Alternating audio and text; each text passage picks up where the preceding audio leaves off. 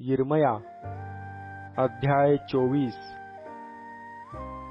यहोयाकीम याचा पुत्र यकोन्या, जो यहुदाचा राजा, त्यास व यहुदाचे सरदार, कारागीर व लोहार यास नबुखेद्रसराने धरून यरुशलेमेतून बाबेलास नेल्यानंतर परमेश्वराने मला हे दाखविले.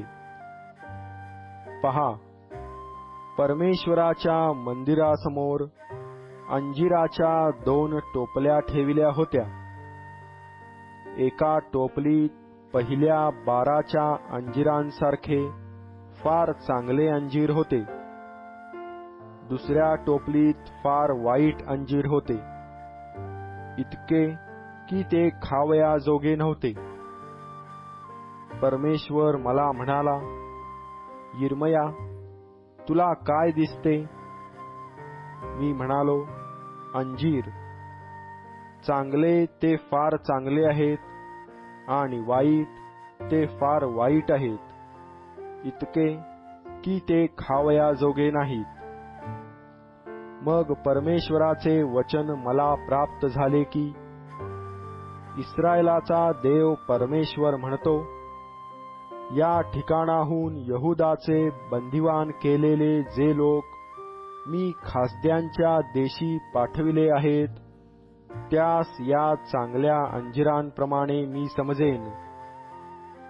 मी त्याजवर कृपादृष्टी करीन आणि त्यास या देशी परत आणीन. त्यास उभारीन, पाडून टाकणार नाही. त्यांची लागवड करीन, त्यास उपटून टाकणार नाही. मी परमेश्वर आहे असे मला ओळखणारे हृदय मी त्यास देईन. ते माझे लोक होतील व मी त्यांचा देव होईन, कारण ते मनापासून मजकडे वळतील. परमेश्वर खरोखर म्हणतो, खावयाजोगे नाहीत असे जे वाईट अंजीर आहेत, त्याप्रमाणे यहुदाचा राजा सिदकिया व त्याचे सरदार आणि या देशात राहिलेले व मिसर देशात वस्ती करून राहिलेले यरुशलेमेचे अवशिष्ट लोक यांचे मी करीन. त्यांचे वाईट होईल. पृथ्वीवरल्या सर्व राष्ट्रांना दहशत पोहोचेल असे मी त्यांचे करीन.